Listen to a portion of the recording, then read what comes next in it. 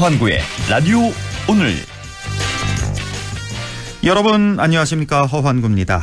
국가보훈부가 내년도 이달의 독립운동가를 선정하면서 1월의 독립운동가로 이승만 전 대통령을 선정해 적절성 논란이 일고 있습니다. 이승만 전 대통령은 미국에서 한국의 독립을 세계에 호소하고 상해 임시정부 초대 대통령으로 추대되기도 했지만 여러 잡음을 일으킨 끝에 탄핵됐던 공과가 있는 인물입니다. 게다가 6.25 전쟁 과정에서의 한강 인도교 폭파, 4.4 5.입 개헌으로 상징되는 국정농단 및 장기 독재, 이로 인해 촉발된 4.19 혁명에 따른 하야와 망명에 대한 부정적인 평가도 뒤따릅니다. 국민의 손에 쫓겨 하야한 인물을 이제 와서 존경해야 할 이달의 독립운동가로 선정하는 것이 과연 옳은 일일까요? 이승만 전 대통령의 이달의 독립운동가 선정은 뜨거운 논란이 됐던 홍범도 장군 흉상 철거 문제처럼 불필요한 이념 논쟁으로 이어질 가능성이 크겠습니다. 12월 26일 화요일 라디오 오늘, 광고 듣고 시작합니다. 이혜경의 질문. 재테크는 다들 열심히 한다. 그럼 연말정산 세테크는? 하나연금닥터를 만나면 연말정산이 쉬워진다. 나에게 맞춘 퇴직연금 정밀진단부터 빈틈없는 밀착관리까지. 퇴직연금을 건강하게 하나연금닥터. 원금 손실에 유의하시고 자세한 내용은 하나은행 홈페이지 참조. 당신에게 유니세프 후원이란? 나를 가치 있게 만들어줘요. 전 세계 어린이의 미래를 위한 적금? 혼자 하다가 이젠 애들도 함께하는 것. 당신과 함께 만드는 행복한 어린이 세상. 유니세프가 함께하겠습니다. 유니세프. 우리 회사 특별 안전보건교육 어디서 들어야 할까? 모두가 이기는 올윈 에듀. 산업안전보건교육 우수기관 올인에듀. 기업 맞춤형 직무교육 제작과 법정 의무교육까지 올인에듀. 모두가 이기는 올윈 에듀. 쌍용자동차에서 새롭게 탄생한 KGM. 새 출발 기념 해피버스 KGM 페스티벌. 12월 특별 차량 한정 최대 300만 원 상당의 혜택. 거기에 무이자 12개월 또는 72개월 할부까지. 12월 차량 출고 시 KGM 탄생 기념 케이크도 드려요. 토레스 렉스턴 최고의 구입 기회. 지금 KGM 전시장에서. 권은비는 이거 없음 못 산대요. 깨끗한 상쾌한 닥터피엘 닥터피엘. 샤워는 매일 누리는 힐링. 닥터피엘 닥터피엘. 은비의 필터 샤워기 닥터피엘. 네, 라디오 오늘 화요일 순서 시작합니다. 1부 생활 속 법률 문제를 쉽고 명쾌하게 풀어보는 시간이죠. 안형진의 쾌도난법, 안형진 변호사와 함께 하겠고요. 2부 이슈 오늘에서는 올해 고향사랑 기부제가 시행되고 있는데요. 우리 지역 예천이 전국적으로 모금액 상위를 기록하고 있습니다. 잠시 후 예천군 이자연 징수팀장을 연결해서 자세한 얘기 들어보겠습니다. 이어서 최요한 시사평론가와 함께하는 시간이죠. 한 주간의 시사 이슈 알아보는 시간, 최요한의 시사 따라잡기도 준비되어 있습니다. 라디오 오늘 유튜브로도 다시 들으실 수 있습니다. 많은 애청 바랍니다.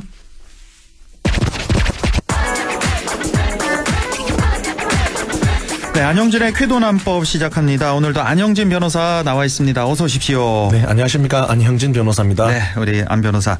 안동 예천 지역구 예비 후보 등록했잖아요. 네, 그렇습니다. 지금 한참 그러면 그 법 테두리 안에서, 선거법 네네. 테두리 안에서 선거운동 하느라고 많이 바쁘겠어요. 어떻게 지내세요? 요새? 네, 일단 본업이 변호사니까 네. 재판 준비 일단 철저히 하고 새벽이나 밤에 합니다. 그래서. 아, 변호사 일도 하면서 하는 거예요? 예, 왜냐면 지금? 기존에 수임한 게 있으니까 그걸 팽개치면 안 되겠죠. 당연히. 예. 그리고 이제 낮에는 주로 행사 다니면서 인사드리고 막 그러고 있습니다. 행사 다니면서. 어때요? 행사장 이렇게 딱 가면 뭐 물론 뭐 개인적으로 아는 사람이 많은 그런 행사장 가면은 환영을 받을 텐데 생판 모르는 행사장에도 갈 일이 많을 거 아니에요. 네, 그런데 그게 처음엔 저도 고통스러웠는데 네. 다른 예비 후보님들도 그렇듯이 하다 보면 뭐 펀치라고 하죠. 그게 조금 생깁니다. 그래서 이렇게 펀치가 생긴다. 예, 이렇게 들이대기도 하는데요. 그게 다 이제 어떤 정치인으로서 성장 과정이라 받아들이고 열심히 배우고 있습니다. 그렇군요. 지금 혹시 뭐 궁금해하실 분들을 위해서 안동 예천 지역구 예비 등록 얼마 전에 이제 등록했잖아요. 네네. 현재 이제 안영진 변호사 했고 네. 또 등록 김명호 전 도의원 예비 후보 등록했고 또 후보군이 또 누가 있죠? 안동 예천 선거구에 지금 뭐 권용수 교수 뛰고 있고 물론 현역 김형동 의원도 부인과 함께 열심히 뛰고 있습니다. 지금 저 선거 운동을 하고 있고요. 뭐 의정 활동이라고 봐야겠죠. 의정 활동하고 있고 또 예천 출신도 있지 않나요?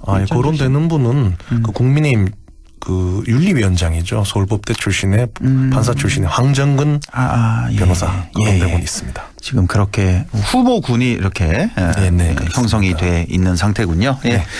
자, 개인적으로 뭐 이번에 당선 가능성. 저는 모르겠습니다. 저 뭐 객관적으로 말씀드리면 지역에 그런 흐름은 있는 것 같습니다. 이제 변화와 혁신이 필요하다. 좀 바꾸어 달라. 어떤 물론 중앙에도 지금 한동훈 이제 비대위 체제 때문에 그런 흐름이 흐르고 있는데요. 지역에도 이런 흐름에 가장 부합할 수 있는 사람이 결국 승리할 수 있지 않을까라는 좀 판단, 분석을 해봅니다. 그리고 또 젊고 가장 젊죠 후보군. 네, 유일한 청년입니다. 청년 40대고. 한동훈 비대위원장 얘기 나와서 그런데 오늘 이제 공식 임명 됐는데. 그렇습니다. 간단히 뭐 한 말씀 좀 여쭤봐도 돼요? 한동훈 비대위 체제에 대해서 어떻게 생각하는지. 개인적으로는 또 법대 서울법대 7년 선배라서 물어물어 봤는데 되게 서울법대 내에서도 가장 엘리트 코스를 밟은 케이스고 또 그건 결단력이 있다고 들었습니다. 그래서 지금 현재 국민의힘이 뭐 배 12적밖에 안 남았다라는 위기로 이제 나오고 있는 마당인데 혁신과 변화를 이끌 그런 기대를 한 몸에 받고 있지 않나. 잘 했으면 좋겠다는 생각을 합니다. 왜냐하면 물론 제가 국민의힘 당원이긴 하지만 그를 떠나서 국민의힘이든 더불어민주당이든 간에 두 당 다 잘 돼야 국민이 잘 되는 거거든요. 그렇죠. 서로 이제 마이너스 게임이 아니라 플러스 게임을 하는데 한동훈 비대위원장이 한 역할을 하는 것은 국민의힘에도 그리고 국민에도 그리고 더불어민주당에 좋다 이런 판단을 해봅니다. 이제 국민의힘 정당인으로서 이렇게 또 기대와 바람 또 장점 이렇게 말씀을 해 주셨는데 이거 하나는 좀 아쉽다 하는 것도 좀 있을까요? 그것도 좀 여쭤봐도 될까요? 이번에 김건희 특검법에 대해서 발언한 게 있잖아요. 네, 그 초반에 발언한 게 있습니다. 네, 뭐 독소 조항이 있다 등등 해서 이 발언에 대해서는 혹시 어떻게 생각하세요? 그 발언 이후에 뭐 당 내외에서 많은 이제 그 조언이 있었던 걸로 알고 있습니다. 그래서 정치 신인인 만큼 또 그런 조언에 대해서 잘 듣고 앞으로 잘 해나가리라. 그 말씀을 드릴 수 없는 제 입장을 좀 이해해 주십시오. 그래요. 국민의힘이 잘 돼야 국민이 잘 되고 또 민주당도 잘 되고 서로 잘하는 게임을 해야죠. 상승적인 경쟁을 해야 된다는 말씀 드리고 싶습니다. 지금 뭐 서로 누가 못하나 그 게임을 하고 있어서 지금 너무나 안타까워하는 그런 국민들이 많으니까요. 자, 안영진의 쾌도난법 오늘은 어떤 얘기 준비하셨나요, 안 변호사님? 네, 오늘은 좀 신선한 주제인데요. 농기계 박람회라는 것을 들고 왔습니다. 농기계 박람회요? 우리 안 변호사가 농기계 박람회? 뭐 어떤 내용인가요 오늘? 네, 이게 일단 농기계 박람회가 뭐냐면요. 그 말 그대로 농기계들의 엑스포입니다. 농기계 엑스포다. 그래서 뭐 일부 청취자분들께서는 뭐 농기계 트랙터 SS기 정도 생각하시면서 그 박람회 할 정도로 뭐 맞느냐. 맞아요. 저도 좀 그렇게 생각했어요. 그렇게 저도 그렇게 생각했는데 최근 저도 이제 많이 뛰어다니다 보니까 많은 분을 만나는데 농기계가 또 이게 우리가 생각하는 그런 농기계들이 아니더라고요. 그래서 저도 놀랐는데요. 이 작게는 사과 꼭지를 자르는 전동가위부터 인공지능 AI죠. 이 적용된 자율주행과 친환경 농기계, 스마트 ICT 시설 기자재를 비롯한 농용 로봇 등 국내는 물론이고 국제적으로도 수많은 기업이 혁신적인 기계를 개발하고 있는 상황인데요. 이게 좀 실정을 보면 박람회가 이제 열리고 있는데 지난 2022년 11월 2일부터 5일까지 4일간 대구 엑스코에서 개최된 2022 대한민국 국제농기계 박람회에서는 30개국 여개 업체가 2,200개 부스 규모로 창간 바 있습니다. 와, 이렇게 크게 열렸어요? 아, 이거는 2022년? 그렇습니다. 23년이 아니라. 예, 그리고 상주도 열심히 뛰고 있는데요. 지난 3월 4일부터 7일까지 4일간 상주 농기계 박람회가 열렸습니다. 농기계 업체 240개사가 참가해서 400여 개의 기종의 다양한 농기계를 선보였고요. 이게 2008년부터 시작한 박람회인데 중간에 코로나 때문에 약간 멈췄다가 올해 8회째 열렸다고 합니다. 이 정도로 되게 다양하고 하다는 말씀이죠. 하기야 또 농기계도 앞으로가 이제 또 첨단 농업 뭐 스마트 농업 이래서 로봇을 또 많이 사용하게 되잖아요. 그래서 뭐 박람회에 또 열 필요가 있고 사실 관심도 많고. 농기계라는 게 우리가 생각하는 농기계가 아니라 이제는 로봇이라고 보면 됩니다. 스마트 기계라고 봅니다. 그렇지. 휴대폰이 크게 돼 있는 휴대폰 이렇게 생각하면 좀 더 다가오시겠죠. 그렇게. 공장에 있는 로봇 팔들이 탁탁 이렇게 하는 거 있지 않습니까? 그게 자료에만 나오는데 그러한 게 이제 농업에 적극적으로 지금 이제 적용이 되고 있다. 그래서 그냥 농기계가 아니라 정말 미래의 농기계 사업 보면 정말 많습니다. 그렇죠. 예. 우리가 흔히 얘기하잖아요. 뭐 할 거 없는데 농사나 지어볼까 이런 얘기하는데 이제 그런 시대 아니죠. 이제 패러다임이 변했죠. 첨단 농업 시대 이제 앞으로. 그러니까 농기계가 우리가 생각하는 것보다 상상 초월 굉장히 많다는 거. 그렇습니다. 농기계 박람회 상당히 흥행 중이라는 그런 말씀 주셨고. 네네. 자, 농기계 박람회가 열리면 지역에는 어떤 장점이 있을까요? 예, 그렇습니다. 요즘 지자체마다 뭐 축제다 행사대에서 보여주기식 낭비성 행사가 많다고 지적이 있는데요. 농기계 박람회는 이와 대비되는 장점이 있습니다. 뭔고 하니 이제 농기계 업체들은 농민들에 대해서 본인들의 최신 농기계를 전시 광고하고자 싶어하는 건 당연할 것입니다. 농민들 또한 이러한 기계를 접하고 싶어 하는데요. 그 접점이 실제적으로 상당히 부족합니다. 왜냐하면 농기계를 무슨 TV 광고하기도 그렇고 SNS로 하기도 그렇지 않습니까? 그리고 농업 인구가 좀 고령화돼서 SNS나 기존 매체 접근성이 좀 떨어진 측면이 있습니다. 그래서 그 접점으로서의 농기계 박람회가 굉장히 이제 인기가 있다는 거죠. 그래서 흥행이 비교적 수월하다는 점입니다. 또 이제 중요한 건 박람회가 열리면은 대략 4일 정도 열리고 200에서 적어도 200~300개의 업체가 오고 또 주변 시군의 농업 관계자들, 정관계 인사들이 몰려오기 때문에 외부 인구 유치 효과, 숙박 식당 수요, 관광 유발 효과가 탁월하다는 점입니다. 거기에다가 이게 중요한 게 장소만 주면 되기 때문에 예산이 크게 들지 않는다는 점이죠. 또 이런 게 있군요. 이제 한 4, 5일 정도 열리고 보통 한 200~300개 업체가 오다 보니까 인구 유치 효과가 있다. 숙박, 식당, 관광 유발 효과 탁월하다. 예산도 적게 들면서 그렇습니다. 이런 장점이 있다. 이게 덧붙여서 말씀드리면 아까 말씀드렸듯이 농기계가 이제 SS 기계나 뭐 로타리 치고 이런 기계가 아니라 정말 스마트 미래형 기계거든요. 그럼 되게 신기합니다. 그러면 농업 관계인뿐만 아니라 주변 일반인들도 관광하러 많이 온다는 거죠. 그 자체로도 또 구경거리가 되겠군요. 그렇습니다. 이제 그런데 이제 그 상주는 잘하고 있고요. 안동의 경우를 좀 살펴보면요. 경북 북부에서 사통팔달의 교통요지이고 농업 중심 도시입니다. 그리고 주변에 영주, 예천, 봉화, 의성, 청송, 영양 등 농업 중심 도시들이 위치하고 있습니다. 그리고 탈춤공원이나 뭐 구역사부지 등 안동 옹드심에 넓은 공터들이 있어서 관련 인프라도 상당히 갖추어져 있습니다. 그렇죠. 뭐 덧붙여서 도청 소재지이기 때문에 도청 등으로부터 행정적 지원을 받는 것도 수월하고요. 그 한마디로 농기계 박람회를 열 수 있는 천혜의 자원들을 가지고 있다는 점인데요. 시도만 하면은 흥행의 가능성이 높다고 업계 관계자들이 상당수 이제 얘기를 하고 있는 거죠. 좀 여러만 달라. 이런 얘기를 많이 듣습니다. 지금 안동 말씀하시는 거예요. 그렇습니다. 그러니까 교통 요지에다가 또 도청 소재지어서 행정적 지원도 받을 수 있고 또 장소도 많다. 지금. 그렇습니다. 그런 말씀, 흥행 가능성이 상당히 높다는 말씀이시고.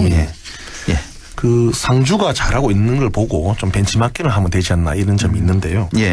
다만 여기서 좀 꼭 지적하고 싶은 말씀이 있습니다. 시민들께 주신 말씀인데요. 현재 안동시에서 각종 행사를 저 멀리 도산에 있는 안동국제컨벤션센터에서 열고 있습니다. 이 점에 대한 비판적 여론이 많다는 건데요. 만일 농기계 박람회 장소를 또 도산에 있는 안동국제컨벤션센터에 개최한다면은 흥행에도 문제가 생기고 예산도 많이 들고 너무 멀리니까 주민들이나 방문객들도 극심한 불편을 겪는다는 점입니다. 그렇죠. 시민들과 방문객들의 바람대로 되도록이면 안동 원도심에서 개최해야 한다는 목소리가 강한데 이 점을 조금 들어줄 필요 있지 않나 생각합니다. 접근성. 그렇죠. 저번에도 한번 지적해 주셨잖아요. 안동 시내에서 가려면 뭐 한 4, 50분 걸리니까. 예. 접근성이 좀 많이 떨어지고. 네. 안동 시내에도 원도심에도 개최할 때는 많으니까. 그렇죠. 자꾸 이제 우리가 경제력이 너무 집중되고 이러면 분산하는 건데 네. 지금은 슬슬 다 빠져나가고 있습니다. 이럴 때는 모아야 된다는 거죠. 예. 우리는 뭐 과밀화의 문제가 없지 않습니까, 안동이. 그러니까 오히려 과분산화되고 있는데요. 이제 모아야 되는 겁니다. 예, 그 점을 말씀드립니다. 근데 안동 컨벤션 센터 이렇게 멋지게 잘 지어놨는데 이런 행사라도 좀 해야 된다 이런 시각도 좀 있을 것 같아서. 그러니까 저렇게 많이 지어놨는데 그럼 논리냐. 네, 그렇죠. 뭐라도 행사해야 될 거 아니냐. 그렇죠. 네. 그런데 문제는 그것입니다. 지금까지 많이 든 예산은 그렇다 치고 지금 앞으로도 그걸 살리기 위해서 계속 적자 예산이 50억씩 편성되고 하는데요. 차라리 저번에 말씀드렸듯이 깔끔하게 매각 처리해서 적자를 막고 그 매각 대금으로 원도심에 뭐 국제교육 수영장에 이런 게 짓는 게 맞지 않나는 개인적인 소구를 그래서 드린 거죠. 계속 50억씩 1년에 넣을 수는 없잖아요. 그렇죠. 예, 그렇습니다. 앞으로 뭐 의회에 진출하게 되면 이 문제 꼭 좀 살펴주세요. 그러면. 꼭 할 겁니다. 알겠습니다. 그럼 뭐 결론 말씀 주실까요? 네, 그렇습니다.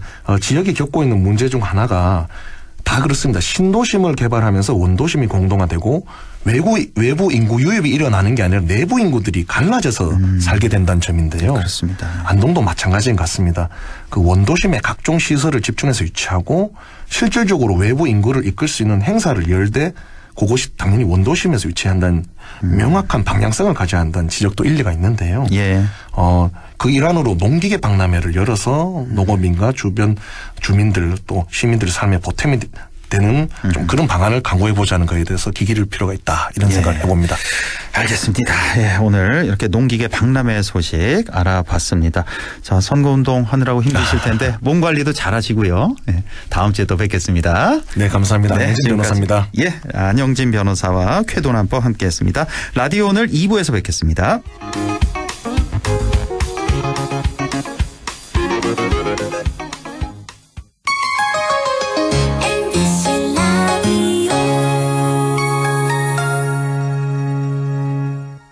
나에게 딱 맞는 대학, 나에게 꼭 맞춘 대학. 나만의 경쟁력을 원한다면 안동과학대학교로 오라. 시대에 딱 취업 중심 실전학과, 학생의 꼭 현장 중심 실무교육, 취업에 맞춤, 내 꿈에 맞춤, 나의 드림핏 안동과학대학교. 가구 살 땐 꼭 한번 가보자. 안동 명품 가구 백화점. 흑표 흑침대, 양성국 갤러리, 금성침대, 한국 가죽 소파, 장수 돌침대. 다양한 브랜드 가구를 한 곳에서 쇼핑할 수 있는 대형 가구 전시장. 안동 명품 가구 백화점. 100세 시대 꿈은 모두 달라도 정답은 국립안동대학교 성인학습자학부. 시험 없이 100% 서류 전형에 온라인 수업으로 부담 없이 경북에 산다면 1년간 100% 등록금 지원까지. 100세 시대 100점 대학 국립안동대학교 성인학습자학부. 마침내 영주가 꿈꿔온 자이만의 프리미엄 라이프. 차별화된 혁신평면과 여유로운 중대형 아파트. 고품격 커뮤니티에서 누리는 스카이라운지 북카페까지. 영주가 꿈꿔온 자이, 눈부신 당신의 자리. 영주자이 시그니처. 오픈 중 1833-6344 GS건설. 2023년 연말 작년보다 더 좋아진 건? 그건 바로 새 공제! 연 900만 원까지 연말정산 최대 148만 원 절세! 미래에셋증권 연금 투자한 나 자신 만세! 절세도 투자다. 개인연금도 IRP도 역시 미래에셋증권. 원금 손실 유의 및 투자 전 설명 청취. 보이스피싱 전화 올 땐 전화 끊고 확인하기. 택배 주소 오류 사기 인터넷 주소 클릭한대. 늘 의심하고 꼭 전화 끊고 또 확인하고. 보이스피싱에 눈을 뜨며 예방책이 보입니다. 공익광고협의회.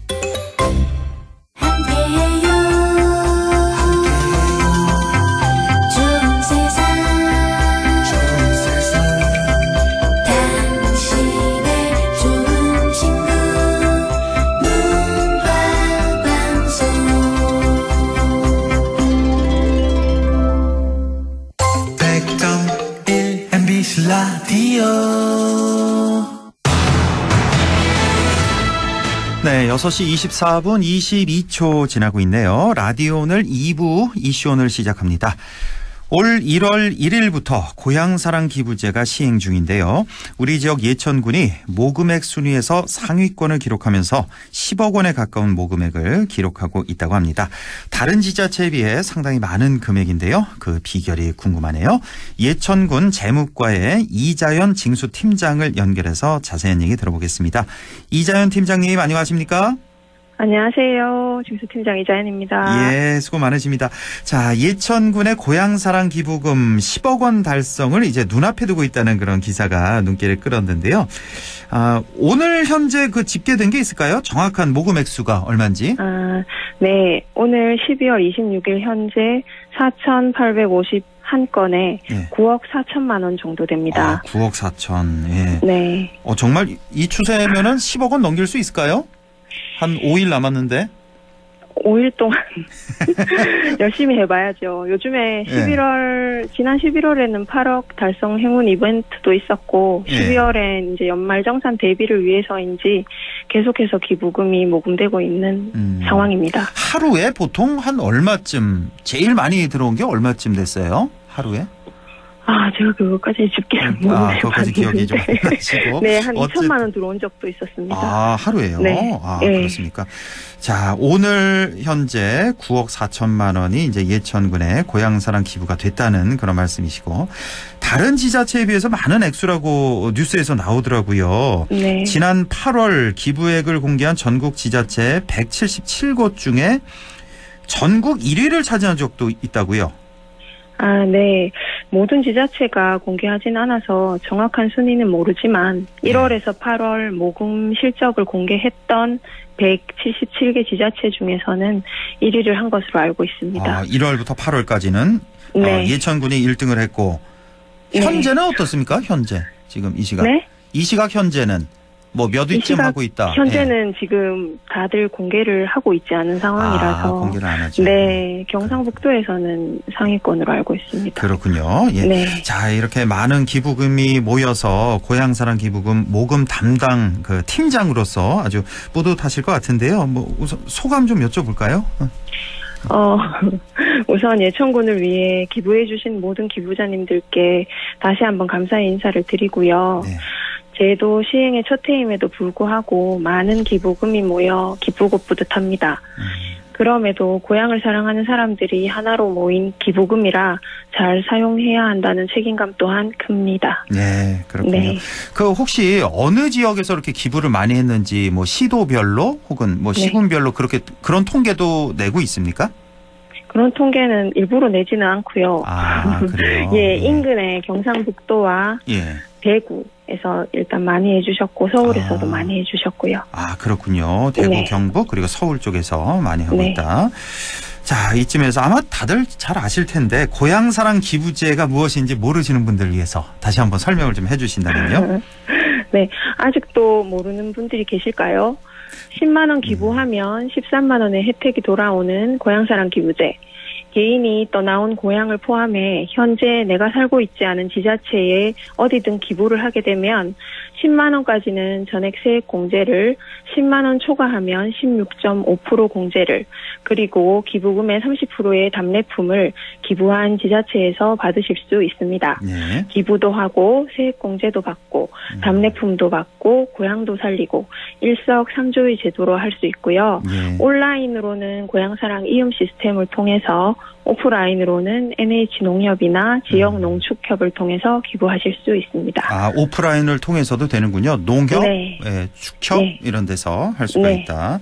그러니까 인터넷상으로 아주 간편하게 할 수가 있습니다. 그냥 고향사랑 기부제 치시면 그 바로 연결이 되죠. 그 고향 맞습니다. 이음으로 연결이 돼서 뭐 간단하게 본인 인증하고 인증도 아주 간편하더라고요. 그래서 10만 원까지는 전액 다 돌려주고 그리고 3만 원의 답례품까지 덤으로 받을 수 있다는 거 말씀드립니다. 자, 예천군에서 이렇게 많은 고향사랑 기부금 모을 수 있었던 그 뭐 비결이라고나 할까요? 뭐 원인, 이유, 뭐 어떻게 보십니까? 일단은 고향사랑 기부제가 시행의 첫 해이었던 만큼 제도를 알리는 것이 우선이었고요. 2023년 제도 시행 전에 전 직원 교육과 주민을 대상으로 제도 설명과 그 혜택을 강조하여 안내하므로 예천 군민과 타지에 거주하는 가족들 모두가 알 수 있는 고향사랑 기부제 준비를 완료했었습니다. 그리고 고향에 대한 애향심을 가진 출향인이 많은 예천은 기부자들의 기부 동참 릴레이가 이어졌고 지난 7월 다시 언급하기에는 마음이 아픈 재난의 상황에서도 고향사랑 기부제를 통한 응원의 손길로 제도의 정착에 큰 힘을 보탰습니다. 또한 고향사랑 기부제 시책에 대한 김학동 군수님의 남다른 열정과 의지, 그에 더한 국민들의 자발적인 홍보활동과 기부 품앗이를 하며 모금활동을 이어온 직원들의 노력이 지금의 결실을 맺은 비결이라고 할 수 있습니다. 예, 그러니까 예천 군수 이하 직원들 또 군민들의 노력, 그 합심이 이렇게 좋은 결과를 가져왔다. 그리고 말씀 중에 또 그 예천 올해 그 여름에 재난이 있었잖아요. 네. 이것도 좀 한 원인이 됐다고도 분석을 할 수가 있겠군요. 그렇죠? 네, 맞습니다. 전국에서 또 도움의 손길을 도움의 이렇게 손길을 주셨습니다. 보내주셨습니다. 예. 자, 고향사랑 기부제 기부하는 분에게는 또 답례품이 이제 제공이 되는데 30%가 되는 거죠? 네, 기부 금액의 30%가 제공이 됩니다. 그러니까 10만 원이면 3만 원, 100만 원이면 30만 원 상당의 이런 답례품이 제공되는데 이 품목도 아주 중요할 것 같아요. 예천군에서는 어떤 답례품을 준비하고 있습니까? 저희 예천군에서는 예천사랑 상품권, 삼강나루 캠핑장 할인권, 예천장터 쿠폰, 농산물 꾸러미, 토닥토닥 휴식 세트, 뚜뚜 과일 젤리가 있습니다. 네. 예. 저희 그 무엇보다도 예천군의 답례품의 이제 최대의 장점이라고 한다면 예천 장터 쿠폰인데요. 이것은 이제 일반적으로는 고향사랑 이음 시스템의 경우에는 추가 결제가 불가능하기 때문에 10만 원을 기부하면 3만 원 내의 답례품만 받을 수 있지만 예천 장터 쿠폰의 경우에는 3만 원에 추가 결제하여 구매할 수 있기에 좀 더 폭넓은 답례품을 선택할 수 있습니다. 또한 현재 예천장터에서는 신규 가입 시 3,000원의 신규 할인 쿠폰도 제공하고 있어 이를 중복 사용하실 수 있고요. 기부자께서 받은 답례품이 어느 하나의 품목에만 집중되는 것을 방지하고 다양한 예천군의 농특산품을 선택함으로 기부자도 농민들도 만족할 수 있는 기발한 답례품이라고 저희는 생각됩니다. 아, 그렇군요. 네. 예. 아, 그러니까 뭐 여러 가지 답례품 준비를 하셨는데 특히나 이제 예천 장터 쿠폰 이거를 예천시 차원에서 팍팍 밀고 있군요. 그러니까. 네. 예. 우리 홍보를 열심히 하고 있습니다. 그 예천 장터 들어가면 뭐 여러 가지 품목이 많이 있을 테니까. 네, 140여 개 품목들이 기다리고 있습니다. 140여 개나 됩니까? 이 중에서 하나 이제 고를 수가 있고 예를 들어 3만 원 쿠폰 받았는데 뭐 5만 원, 6만 원짜리다 이런 것도 다 살 수가 있는 거잖아요. 더 추가 결제를 통해서 구입을 하실 수 있는 겁니다. 그렇군요. 네. 예천 장터 쿠폰이 이렇게 인기가 많고 또 어떤 게 인기가 있어요? 예천사랑 상품권이 아무래도 현금처럼 사용이 용이하기 때문에 보통 이제 멀리 타지에 계신 분이다 하더라도 고향에 친인척들이 계시거든요. 이제 그 어머님이나 부모님들께 또 배송을 해드리는 경우도 있더라고요. 이런 예천사랑 상품권 같은 경우는 뭐 어떻게 그 뭐라고 해야 되나요? 그 지폐라고 해야 되나요? 그 현물이라고 해야 되나요? 그거를 이렇게 우편으로 보내주는 겁니까? 아니면 뭐 온라인으로 저희가 쿠폰식으로? 실물을 등기로 보내드립니다. 아, 실물을 등기로 보내주는 거예요? 예, 그렇군요. 자, 이렇게 고향사랑 기부를 통해서 모아진 기부금 벌써 오늘 9억 4천만 원 모였는데 앞으로 어떻게 쓰이게 되는 겁니까? 예, 저희가 고민은 많았는데 지난 20일 고향사랑 기금 운용심의위원회 심의를 통해서 기부금의 일부를 2024년에 사용하기로 확정을 했습니다. 바로 원어민 영어학습 지원 사업입니다. 이 사업은 예천발전 정책 제안 공모로 제시된 사업으로 예천의 미래인 인재 육성을 위해 지역 학교 학생들을 위한 사업이 필요했고 또 도농 간 교육 격차가 심해지는 만큼 고향사랑 기금을 교육에 사용하는 것이 좋을 것으로 판단하고 확정되었습니다. 예, 그리고 경북으뜸교육문화라는 군정 목표에도 적합한 사업이고 고향을 위해 기부해 주신 기부자들 또한 고향 지역 인재를 육성한다는 의미에서 만족할 만한 사업으로 생각됩니다. 아, 그렇군요. 이 네. 고향사랑 기부금 원어민 영어 학습 지원 사업에 쓰인다는 거 내년에. 네. 예. 그러면 뭐 일선 학교에 뭐 원어민 교사를 좀 많이 배치한다든지 뭐 이런 식으로 쓰이는 건가요? 네, 아직 세부 사업 확정은 안 됐지만 예. 저희가 그거를 좀 세부 사업을 확정을 해가지고 예. 어떤 센터를 중심으로 교육을 하는 게 있고요. 그리고 읍면 지역을 또 순회하면서 교육을 하는 방법이 있고요. 아직 정확한 사업 내용은 결정이 되지 않은 상황입니다. 그렇군요. 어쨌든 예. 24년에 이제 이걸 네. 실행을 한다. 교육 격차를 조금이라도 좀 줄여보자. 예. 예. 이렇게 쓰겠다는 말씀이시고 내년에도 고향사랑 기부제 계속해서 실행이 될 텐데요. 뭐 1년 이렇게 해보니까 실무를 담당해 보니까 좀 아쉬운 점이라든지 이런 것도 좀 생각나실 것 같고 네. 뭐 당부하고 싶은 점도 있을 것 같고요. 예. 마지막으로 좀 말씀해 주시죠. 네. 예, 예천군은 일단 올해 그치지 않고 내년에도 올해처럼 열심히 제도를 알리고 제도를 활성화시키기 위해 노력할 예정입니다. 특히 연말정산 세액 공제와 관련해 흥미가 있도록 홍보를 하여 급여소득 기부자들의 기부를 꾸준히 유도할 계획입니다. 고향사랑 기부제는 애향심을 고취하고 지방 재정을 확충하고 또 지역 경기를 활성화하기 위해 도입이 되었습니다. 네, 처음에는 어려운 점도 많았고 시스템이 이제 잘 작동되지 않는 부분이 있다 보니 실무자들이 어려움이 많았는데요. 현재는 올해 첫 시행을 하면서 꾸준히 그 시스템도 정착이 되고 해서 지금 현재는 되게 편리하게 기부가 가능해진 상태고요. 올해 첫 시행되었지만 올해 한 번으로 끝나지 않습니다. 그렇죠. 매년 계속해서 이어질 이 제도에 많은 국민들의 꾸준한 관심이 필요한 상황입니다. 올해 1년 시행해 보니까 요런 시스템 하나는 좀 고쳤으면 싶은 게 혹시 없나요? 이런 점은 좀 고치면 훨씬 활성화될 것 같다라는 거. 네, 답례품 신청에 있어서 예. 이 기부하시는 분들이 고향에 계시는 분들이다 보니까 고향에다 기부를 하시는 분들이다 보니까 연세가 좀 있으세요.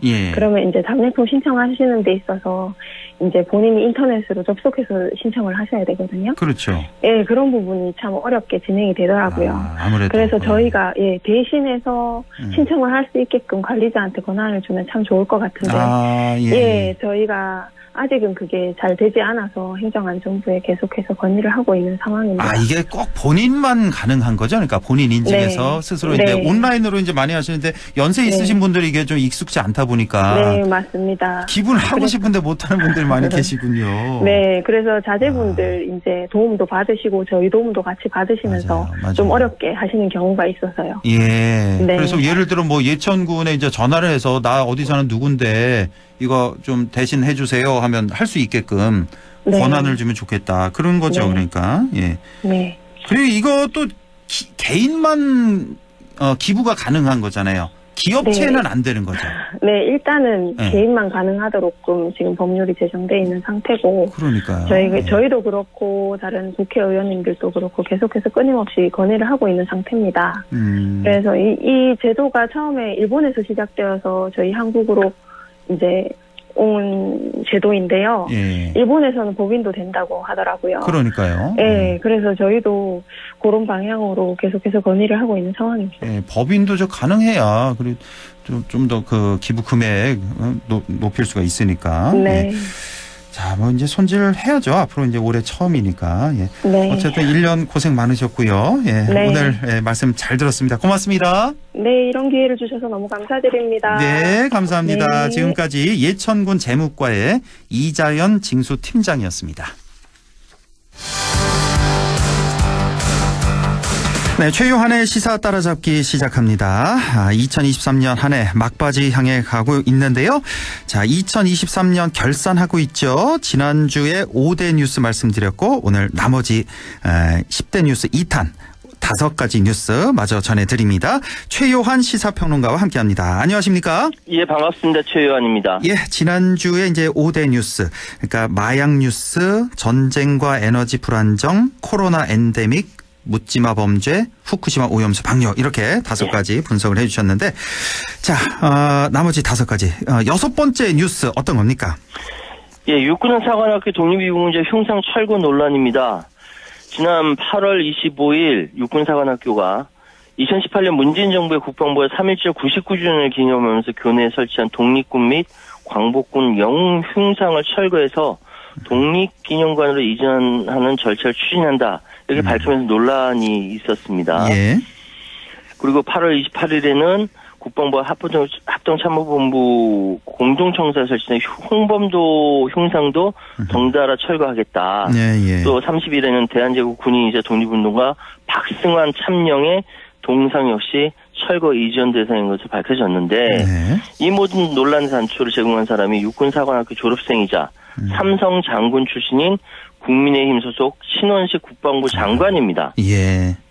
특히 홍범도 장군 같은 경우는 이 소련군이 당시 소련 땅으로 들어온 독립군부들을 살해한 자유시 참변에 홍 장군이 가담한 의혹을 문제 삼았는데 맞아요. 예. 여러 가지 이야기들이 많지 않습니까? 그렇습니다. 이게 자유시 참변에 가담한 기록도 없다.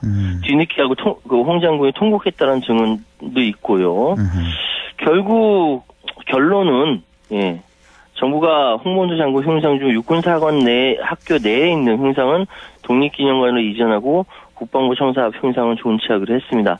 어쨌든 그래요? 지난 8월과 9월 내내 홍범도 장군 흉상 이전으로 대한민국은 떠들썩했습니다. 그렇네요. 예, 그러니까 육군사관학교 내에 있는 흉상은 독립기념관으로 이전하고 국방부 청사 앞의 흉상은 그대로 두기로 홍범도 장군 흉상은 이렇게 결론이 됐군요. 났군요.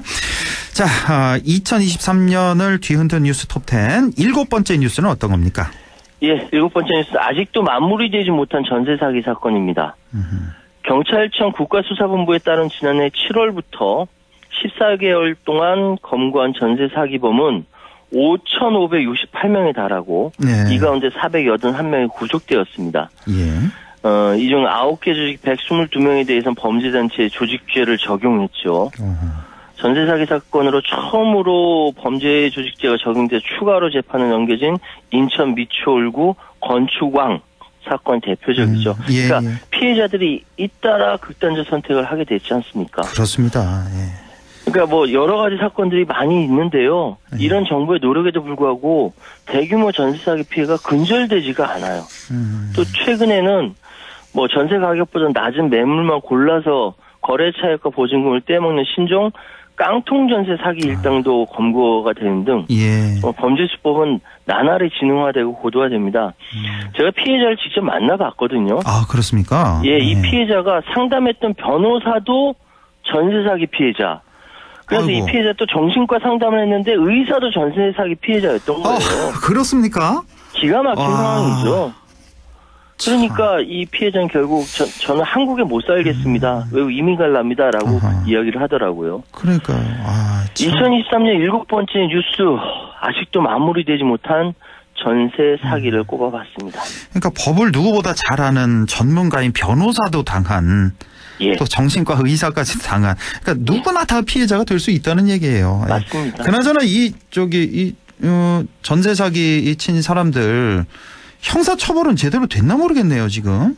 그러니까 뭐 계속적으로 범죄가 발생하니까요. 계속 잡아들이고 막 이렇게 하는데 범죄는 계속 뭐 끝나지 않고 벌어지고 있는 것 같습니다. 그러니까요. 예. 뭐 법정 최고형에 처하겠다 뭐 이렇게 나오고 있는데 뭐 징역 15년, 징역 10년 이렇게 중형을 선고받은 그런 주범도 있긴 있군요. 예. 자, 이제 8번째 뉴스인가요?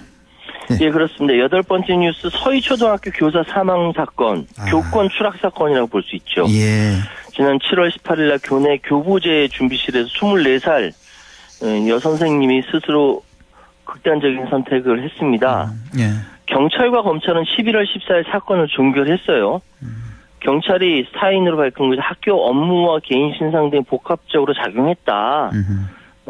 심리 부검 결과 등을 종합해 봤을 때 고인은 작년 부임한 이후 학교 관련 스트레스를 겪어오던 중 올해 반아이들 지도, 학부모 등 학교 업무 관련해서 문제가 있었고 개인 신상대 문제 복합적으로 작용해서 극단적 선택을 한 것으로 판단된다라고 발표했지만 유가족들은 이 사건이 범죄 혐의점 없이 수사가 종결된 것에 대해서 강하게 반발하고 있습니다. 문제는 이것이 더 확대돼서 학부모 갑질 문제가 언론에 보도되면서 전국민적인 분노 그리고 교권 추락에 대한 각종 사안이 언론에 등장했죠.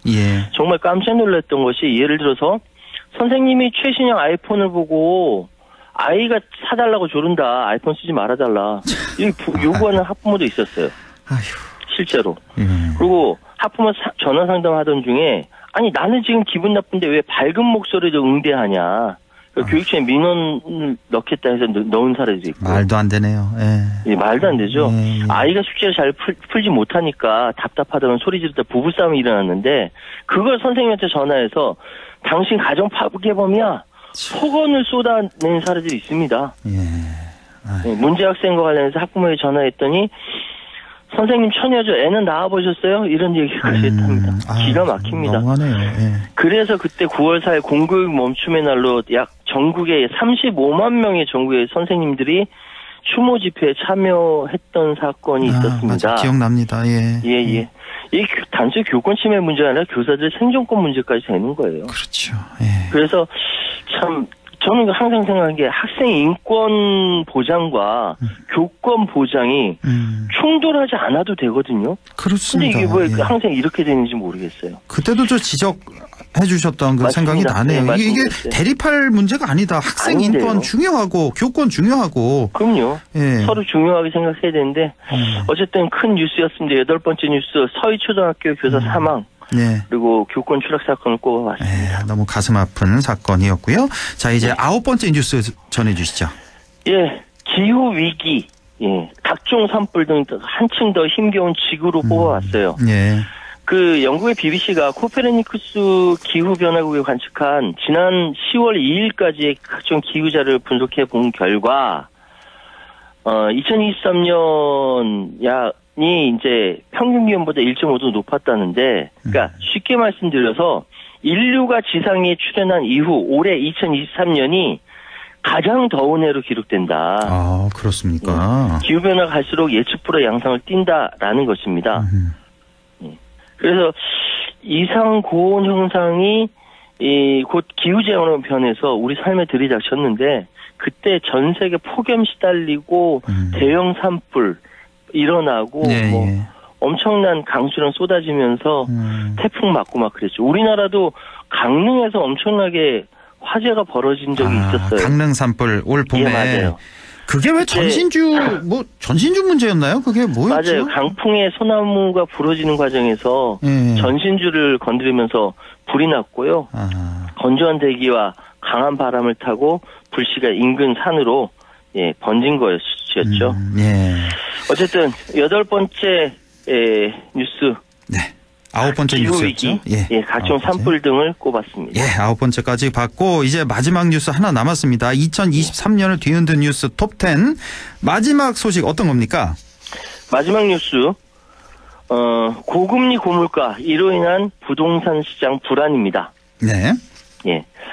2023년에 전 세계적으로 금리 인상과 물가 상승, 경기 침체 등의 문제가 발생하면서 경제적으로 어려운 상황이 지금까지 이어지고 있죠. 이런 상황에서 부동산 시장도 큰 영향을 받게 되었고요. 부동산 시장은 일반적으로 금리와 밀접하게 관련돼 있고 금리가 높으면 대출이자 부담이 증가하기 때문에 부동산 수요가 감소하죠. 반대로 금리가 낮아지면 또 대출이자 부담이 적어서 부동산 수요가 증가하는데 이 부동산 그러니까 이건 물가에도 영향을 미치고 여전히 이제 부동산 시장의 경기 침체 역시 부정적인 영향을 미치죠. 이게 막 일자리까지 계속 연결이 되는데 여러 가지 이유로 올해 부동산 시장이 불안정한 모습을 보이고 있고 정부가 다양한 정책을 발표하고 있지만 아직까지 뚜렷한 효과가 나타나고 있지 않습니다. 어째 올해 1년 동안 많은 분들이 부동산 문제 때문에 골치 아파했습니다. 마지막 뉴스 정리해봤습니다. 이게 올해 이렇고 내년이 더 문제가 되는 게 건설사들 지금 부실 문제가 상당히 많이 지금 불안하다는 그런 소식이 많던데 그에 PF 대출 이렇게 대규모 자금을 끌어다 쓴 그 건설사들 부도 위기 있는 건설사들 많다 그러는데 이게 또 폭탄이 되지 않을까 상당히 걱정이 됩니다. 부동산 문제는. 예. 자, 이렇게 2023년 톱10 이슈 찾아봤는데 물론 이제 우리 최희원 평론가 주관적인 이런 관점에서 정리했기 때문에 우리 청취자 여러분의 생각과는 좀 다를 수 있다는 점 감안해 주시고 이것 말고도 또 뭐 언급하고 싶은 그런 뉴스들 너무너무 많았죠. 엄청나게 많았죠. 예. 특히 저는 과학계로는 LK99가 그렇게 인상 깊었는데요. 예. 그러니까 초전도체라고. 초전도체. 상온 초전도체. 그 외 관련주들 들썩들썩 했었잖아요. 이 그렇습니다. 초전도체. 예. 이게 만약에 사실이면은 지구과학계에 엄청난 일이 벌어진 거였거든요. 예.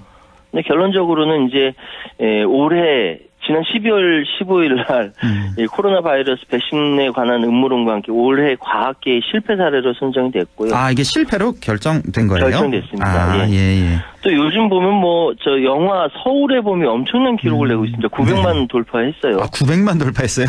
예. 1000만도 바라보고 있는데 이게 단순히 영화가 흥행했다는 점이 아니라 MZ세대가 과거 역사를 새롭게 인식하고 흥행을 주도하고 있다는 점이 특이하고요. 다른 상황 보면 우리나라 K-팝, 드라마, 영화, 음식, 한류가 전 세계적으로 훨씬 더 다양하게 파급된 2023년이었고 그럼에도 불구하고 남북 관계가 별로 좋지 않기 때문에 북에서 탄도미사일 발사하고 대륙간 탄도미사일로 인해서 다 긴장하고 있는 상황이기 때문에 여러 가지 참 힘든 점이 많이 있었습니다. 예. 자, 이렇게 해서 지난주에 이어서 2023년 뉴스 톱10을 정리를 해 주셨는데 아쉽게 다 해결되지 못한 문제도 이렇게 많았네요. 자, 2024년 우리 최유한 평론가의 소망을 좀 마지막으로 짧게 좀 들어볼까요? 예, 제가 지난주에 한번 말씀드렸는데요. 평범하게 사는 것이 어려운 시대입니다. 맞습니다. 평범하게 살았으면 좋겠고요. 저는 이제 문학에 자부심이 있는데 올해 우리 한류 문화가 전 세계적으로 더 많이 확산된 것 같아요. 한류 문화 붐이 더 올해 2024년에는 더 뻗어 나갔으면 좋겠고 한반도에 전쟁 위기 상황이 벌어지지 않았으면 좋겠고 저는 이 방송을 계속 출연했으면 좋겠습니다. 개인적으로. 자, 우리 최유한 평론가께서 이제 주제도 항상 제가 방송할 때마다 느끼는 건데 너무 주제도 잘 정해 주시고 시의적절하게 해 주시고 그리고 아주 적당히 그 깊이가 깊숙이 이제 우리 청취자 여러분이 이 정도까지만 알면 된다 하는 딱 그 정도 이렇게 알려주셔서 정말 많이 유익했습니다. 이 시간. 자, 다음 주에는 이제 새해 뵙겠네요. 1월 2일. 1월 2일에 또 2024년에 바뀌는 것들 중심으로 우리 또 최유한 평론가가 또 정리해서 방송을 해 주시겠습니다. 자, 오늘 말씀 잘 들었습니다. 고맙습니다. 예, 감사합니다. 네, 최유한 시사평론가였습니다.